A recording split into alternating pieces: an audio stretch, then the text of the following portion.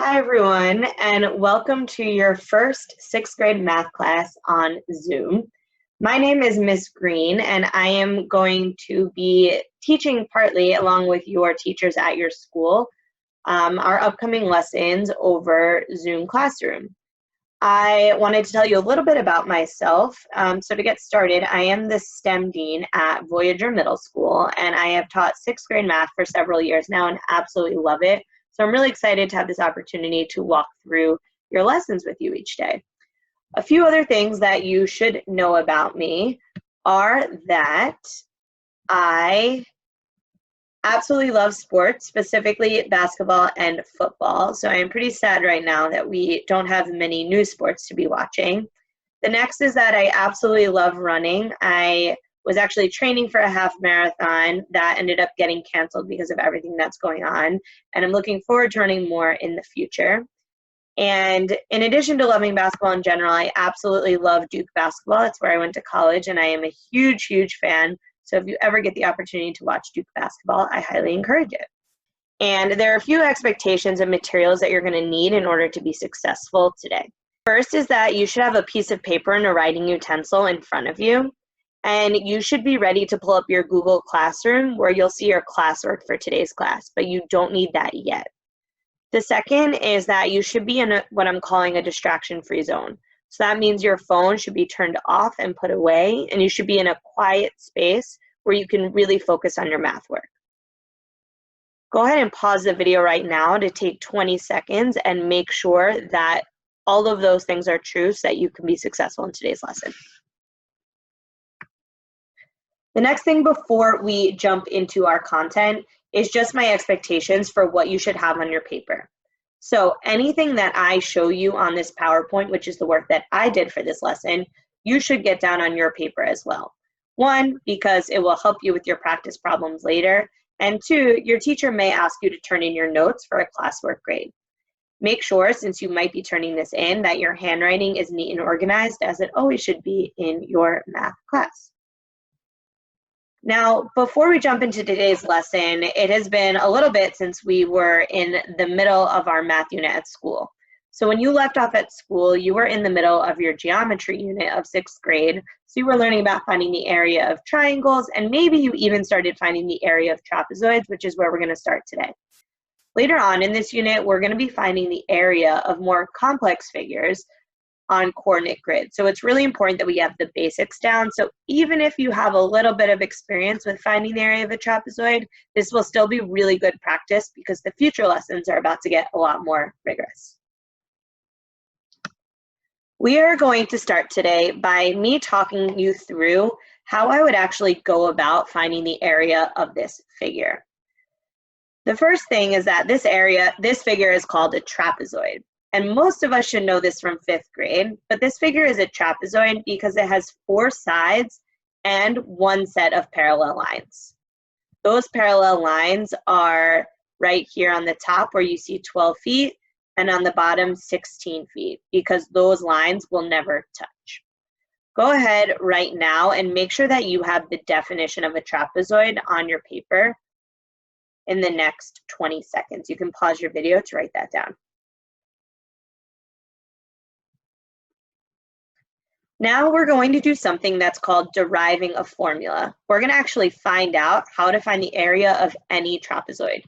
In order to do that, you'll need to copy this figure onto your paper.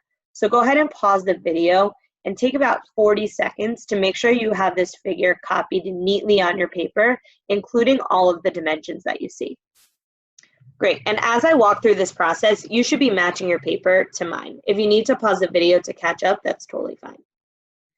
The first thing I did when solving this problem myself was I actually copied the problem on my paper. So this is exactly what you should have on your paper. Notice how I included all the dimensions. Then I realized that I know how to find the area of a triangle because we just learned that in class. So I saw that I could actually split this shape into 2 triangles like you see here, triangle A and triangle B. Go ahead and do that right now on your paper.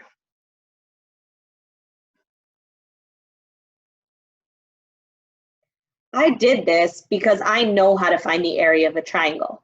The formula to find the area of a triangle is 1/2 times base times height. So I said on my paper, like you see here, by finding the area of triangle A and the area of triangle B.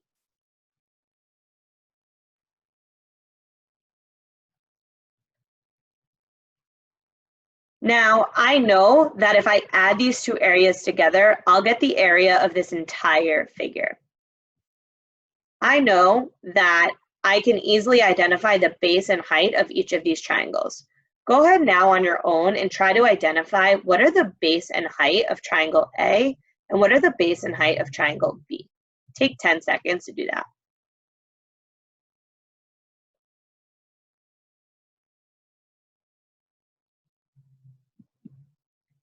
Now you'll see the values I substituted into my formula. So as you can see here, I have the triangle A, my base as 12 and my height as 10. In triangle B, I had my base as 16 and my height as 10. If you accidentally put your height for triangle B as 12, you forgot that the height needs to be the vertical distance in the triangle, which is perpendicular to the base. Make sure you have what I have on the board on your paper. Now, the next thing I know is if I add these two areas together, I'll get the area of this entire trapezoid. So you'll see on my paper I added area of trapezoid equals, and I added the two areas of the triangle together. Go ahead and make sure you have that down on your paper. And you can add the closed parentheses, which I forgot to do at the end of the second expression. Now that I have that expression written down, I actually know from earlier in this year that I can factor out the common terms in each of these expressions. So take a look at what's in the first set of parentheses and what's in the second set of parentheses, and place a box around the numbers that appear in both sets of parentheses. Take 5 seconds to do that on your paper.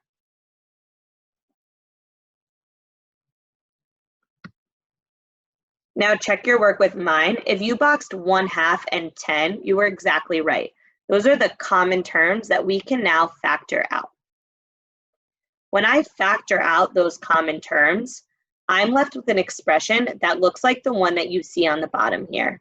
1/2 times 10, parentheses, 12 plus 16. Right at the bottom here. Make sure you have that written on your paper.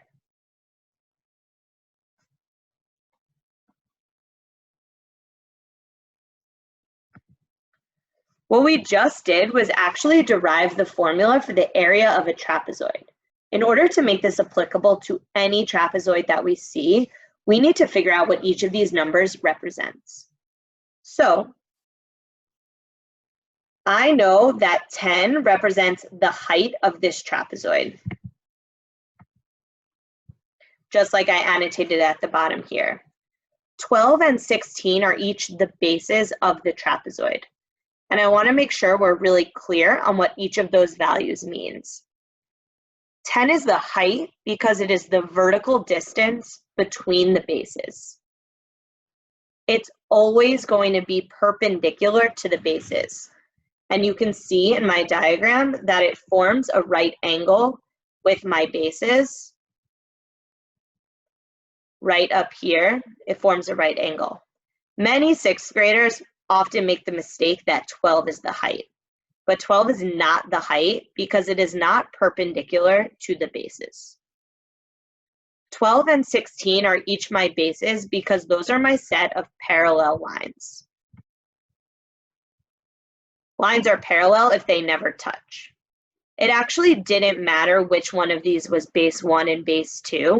The order could be switched. What's important is that I know that those are both bases. So with those identifications, I'm actually now going to use variables to write the generic formula for the area of a trapezoid, which is what you see on the bottom of my screen here. The area of a trapezoid is equal to 1/2 times the height times base 1 plus base 2. This is really important, and you're going to need this for the rest of class today. And just like that, we are going to stamp our key point for today, which is essentially the definition of the area of a trapezoid. The area of a trapezoid is measured using the formula area equals 1/2 times height times parentheses base 1 plus base 2. Pause the video and make sure you have this written clearly in your notebook. Now let's actually apply this to a practice problem. I'm going to show you a problem from a handout on the left and actually how I copied it into my notebook on the right. It's not identical, but what you'll notice is I included every part of the problem and its measurements in my notebook. Go ahead now and take 30 seconds to copy the trapezoid you see on the screen in your notebook, just like I did. Make sure to include all the measurements. Pause the video and do that now. Now we're going to take a second and identify which of these numbers is the height, which is one of the bases, and which is the other base. We need to do that because once we know those values, we can substitute them into our formula to then find the area of this trapezoid. The goal of this problem is to find the area of this trapezoid. Take 10 seconds on your own right now to label which is the height, which is base 1, and which is base 2. This is a little tricky, so remember what I said earlier about how to identify the bases and the height. Try it on your own. Great. This is how I labeled my trapezoid. As you notice, I made 7 my height because it is perpendicular to my bases. If you chose 9 or 10, you made the mistake I mentioned earlier, which is not remembering that our height has to be perpendicular or form a right angle with our bases. Make sure you have these labels on your paper now, including base 1 and base 2, which are 16 and 8.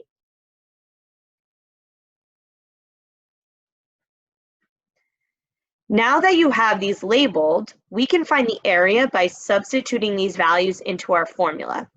Remember, as you see on our screen, our formula is area equals 1/2 times height times base 1 plus base 2. Don't forget those parentheses. Once you have that formula written, go ahead and substitute your values in and simplify your expression to get a final answer for the area of a trapezoid. Pause your video. This should take you about 90 seconds. Go. You are now looking at 2 different ways I've seen many scholars solve this problem. One way is on the left, the other is on the right. Your job right now is to take a look at the 2 ways that this scholar solved the problem and identify which scholar do you agree with and why. Take 15 seconds on your own to come up with your answer.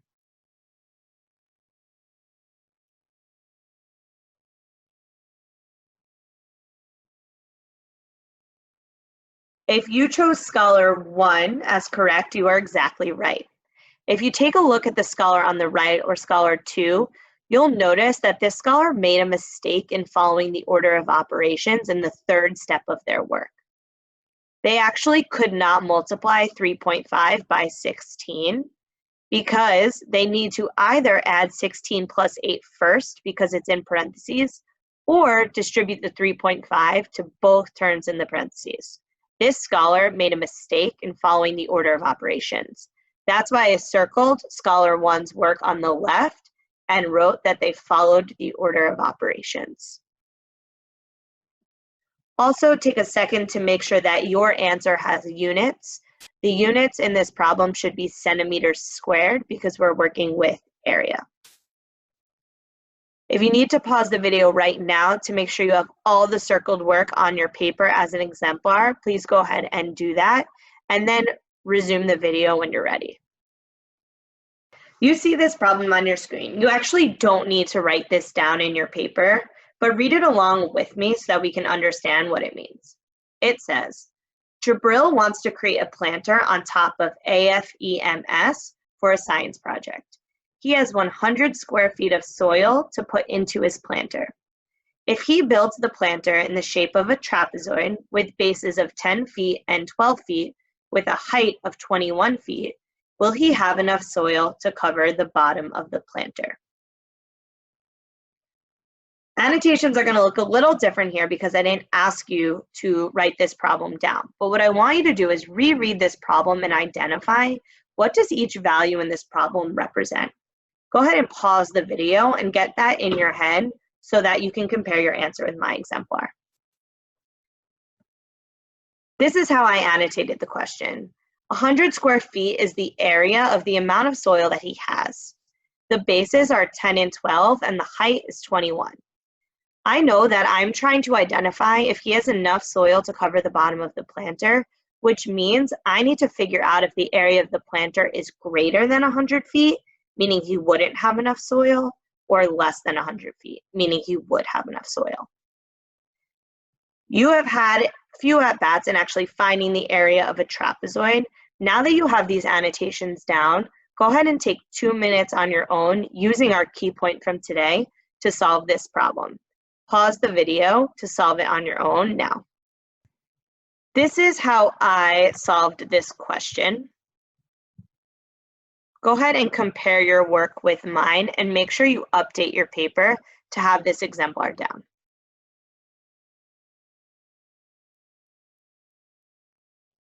As you're updating your paper, notice how I used the order of operations effectively and included units in my answers.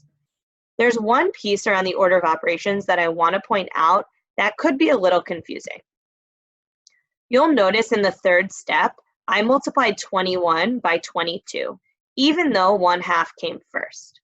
The reason why is because this represents multiplying 3 numbers in a row, and we know that the order of multiplication doesn't matter. So to help illustrate that, I did a little example with some easy numbers to help us see. 2 times 3 times 4 is 2 times 3 times 4, no matter which numbers we multiply first, as you can see there. The most important thing, though, when we are using the order of operations is to make sure that we add our base 1 and our base 2 first, because we know that comes first because it's in parentheses. Great. That's it for our time together. You're now going to have about 35 or 40 minutes with your teacher to do a bunch of practice problems in finding the area of a trapezoid. Before I send you into that, I want to review your CFS for top quality work. First, annotate your problem with margin notes to provide additional meaning. This is going to be a little tricky because you don't have a printout. However, the most important thing for today's problems is that you are copying your trapezoid diagrams exactly as they appear on your paper with your units. The second, to that point, is draw your model accurately and labeled. Third, write your formula. Every problem you solve today should have area equals 1/2 times height times parentheses base 1 plus base 2. Every single problem. Third is show all your calculations neatly organized and labeled. And lastly, write an answer statement with units. That is it for our lesson for today. I'm excited to send you into a ton of practice, and I'm about to hand it over to your teacher, who will give you guidance on how to access your classwork in your Google Classroom. I am